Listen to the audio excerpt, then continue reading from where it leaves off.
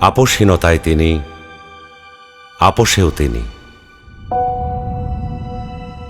বাংলাদেশের রাজনীতিতে তিনি এক নিঃসঙ্গ শেরপা।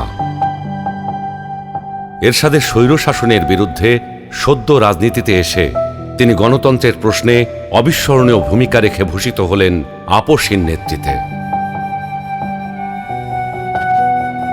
2007-এর 1/11-এর দুঃশাসনের কালেও আপোষহীন রইলেন। নিজের এবং সন্তানদের নিরাপদ জীবনের প্রতিশ্রুতির বিনিময়ে গণতন্ত্রহীনতাকে মেনে নিলেন না। ফ্যাসিস্ট হাসিনার আমলে বিদেশ থেকে ফিরে এসে মিথ্যা মামলা মোকাবেলা করে জেলে চলে গেলেন। তবুও আধিপত্যবাদী রাজনীতির সাথে আপোষ করলেন না, হয়ে উঠলেন ফ্যাসিস্ট শাসন বিরোধী লড়াইয়ের অনন্ত প্রেরণা। তবে কি তিনি কখনোই আপোষ করেননি?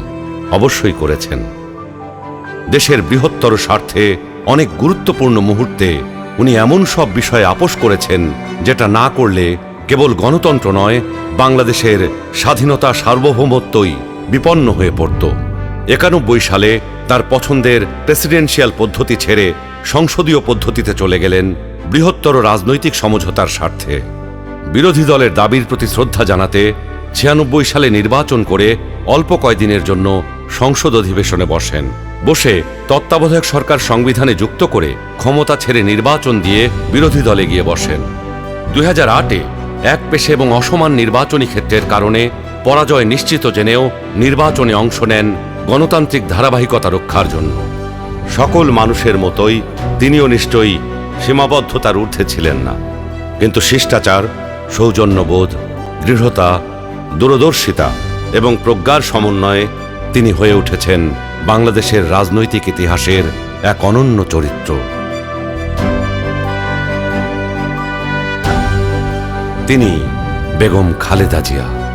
আমরা সকলকে বন্ধু হিসাবে দেখতে চাই, কিন্তু কেউ যদি আমাদের বন্ধুর বেশে প্রভু হতে চায়, সেটা আমরা কখনো মেনে নেব না, মানতে দিব না।